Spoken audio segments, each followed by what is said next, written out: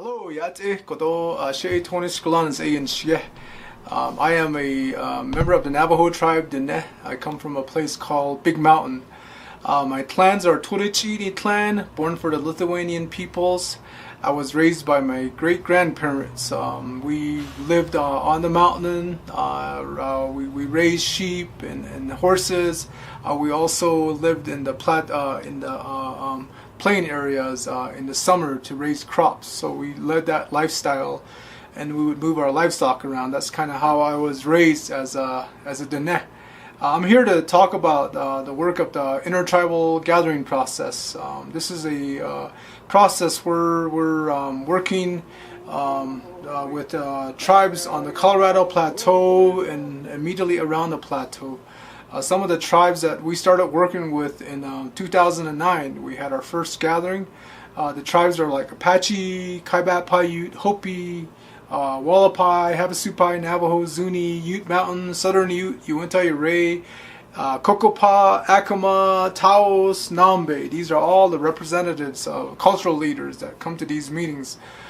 We've had 2 gatherings a year starting in 2009. A lot of our work right now, we just concluded 2 gatherings this year. We concluded a gathering in Moencopi around watershed restoration and maintaining traditional farmer knowledge and knowledge of how to keep out GMOs and keep the old way of preserving seeds and laying out the fields and watering, keeping those systems going. We also just concluded a healing gathering down in the Supai community.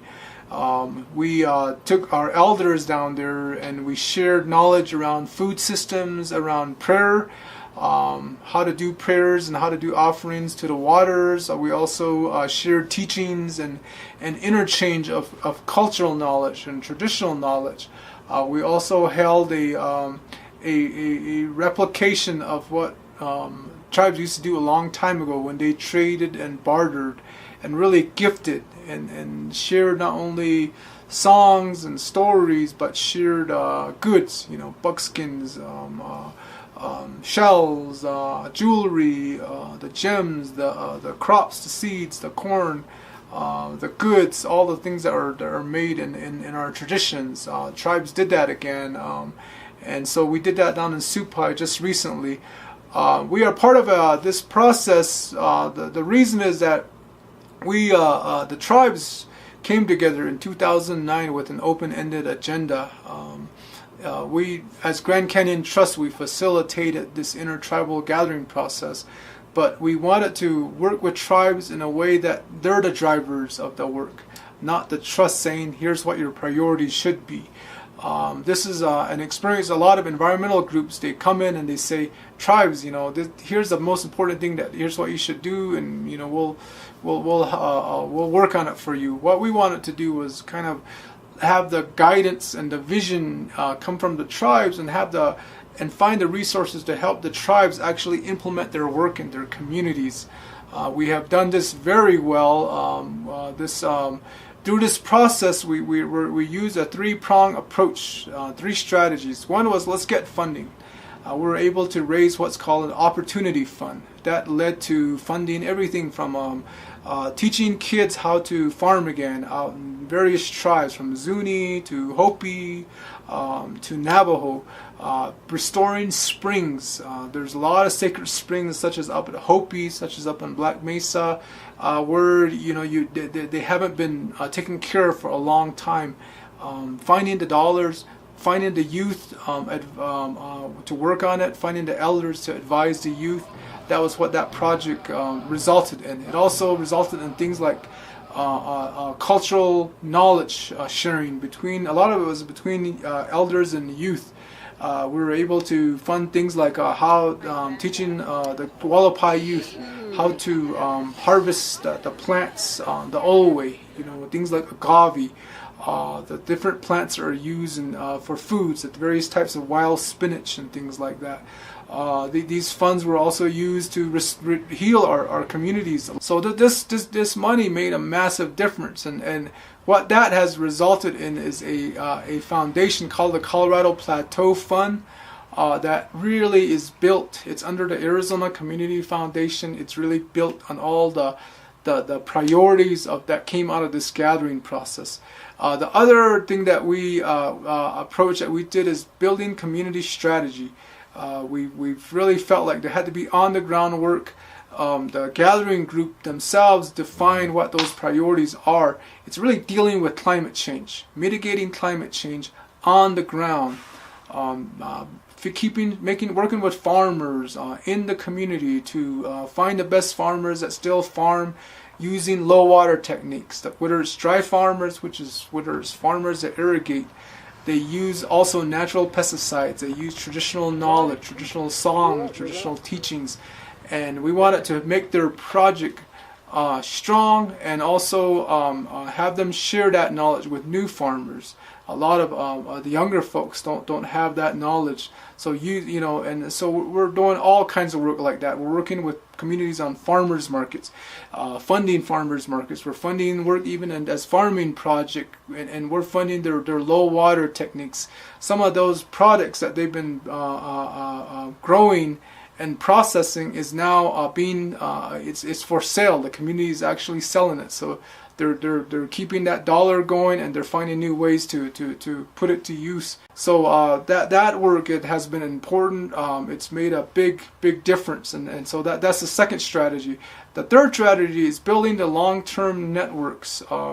Tribes a long time ago used to come together. Tribes traded together. Tribes shared knowledge and traditional teachings. You needed tribes that were the mountain tribes. You needed tribes that were from the desert tribes or the ocean tribes. Just to give an example. And they all knew as much as they could about all the plants, all the different climates, the different soils, the different seasons, and the animals, and they could share that knowledge. And thus you had a really good system going. And what we're trying to do is recreate that amongst the tribes on the plateau and immediately around the plateau. So we want to leave this with tribes having relationships outside of their tribes, elders, people that are farmers, people that are NGO leaders, people that are community leaders, really knowing each other and being confident that they can call out to somebody all as far away as, somebody in Supai can call somebody in Acoma, somebody at Zuni could call somebody in Kaibat Paiute, somebody in Southern Ute could reach out to the White Mountain Apache, somebody down in Yavapai Apache could reach out to the Ute Mountain. That's the kind of system that we want to create and keep that going. So that's what that work, those strategies are. And really the big challenge here is climate change. That's why we're here. That's why we're working on this farmers market. That's why we're building this pavilion with the village of Moencopi, with partnerships with Shanto, with the help of San Manuel tribe. We want to Moencopi offers a perfect location because there's a bunch of farming groups. People like John Hopkins, St. Jude's Church, the farmers down in Curly Valley, the farmers down in Moencopi, Moencopi Development Corporation, and all the nonprofits, the Grand Canyon Trust. The potential we have to come together as tribes, as groups, and to actually make an impact is happening right here in this community of Moencopi and Tuba City.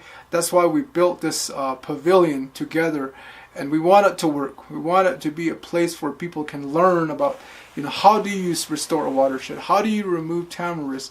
What are ways to fix springs? How is it you do a proper field, like where you only need to water it once a year? How is it you do terrace gardening the old way, where it's perfect and it can be last the generations? What's the technique to keep out pests using traditional methods versus things that are like chemical? How do you build seed banks? What are ways that all these things can better? What are ways can tribes do seed exchanges? That's what we want this center to be, and so that's what we're doing here. Thank you.